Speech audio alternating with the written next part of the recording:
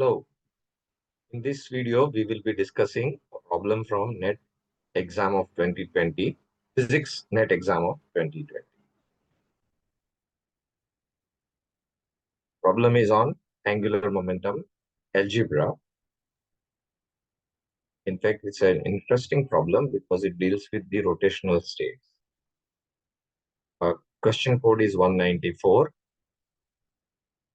It says angular momentum eigenstate J0 is rotated by an infinitesimally small angle epsilon about the positive y-axis in the counterclockwise direction. The rotated state to order epsilon up to a normalization constant is, right? Very interesting. You have a angular momentum eigenstate J0. Okay. So M is 0. The projection in Z direction is 0. And the total value is J. It's rotated around Y axis, right? So it's going to be a very interesting exercise to go through. And your options are given. Now, they look very abstract states and not very easy to decide by just looking at them. So what we do is, let's see. So if you have a rotation by angle epsilon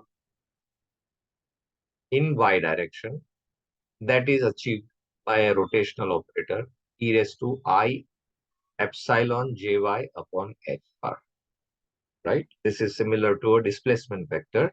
If you have a displacement, then you would have I displacement A into P, whatever is the momentum direction divided by h bar. So this is similar situation.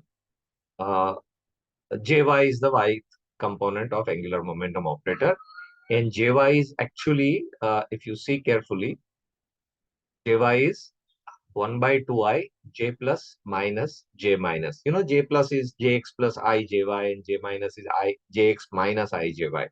So jy is 1 by 2i j plus minus j minus.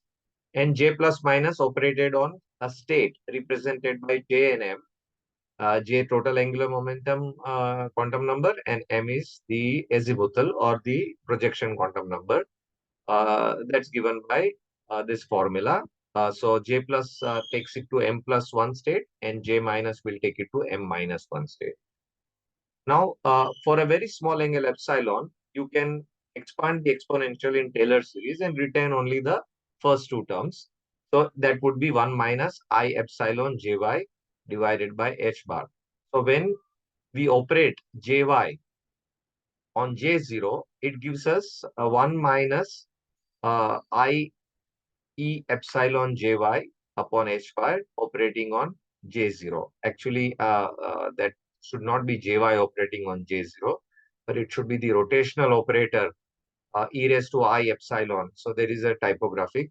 So you pardon me for that. We are operating by the rotational operator, that e raised to I epsilon jy by h bar on J0, which we have represented by for a small angle by 1 minus I epsilon jy upon h bar, right? Now, 1 will leave it J0 as it is, and jy will make it J plus minus J minus, as we have shown up there. And therefore, this rotation done on J0, it's not operated, it's not a jy operation, it is rotation operation. Okay, I again repeat, I'm sorry, there is a typographic, it should not be jy here, it should be a rotational operator.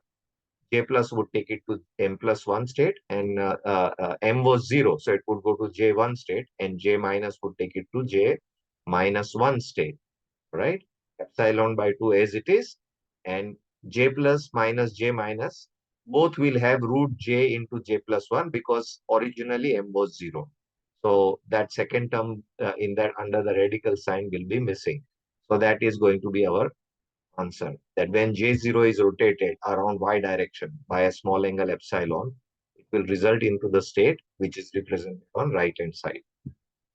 So our choice is option 2. If you look at the 4 options, go back a bit video and look at the options. This is matching with option. For more of these study material and videos, you may visit our website and our YouTube channel. Thank you very much.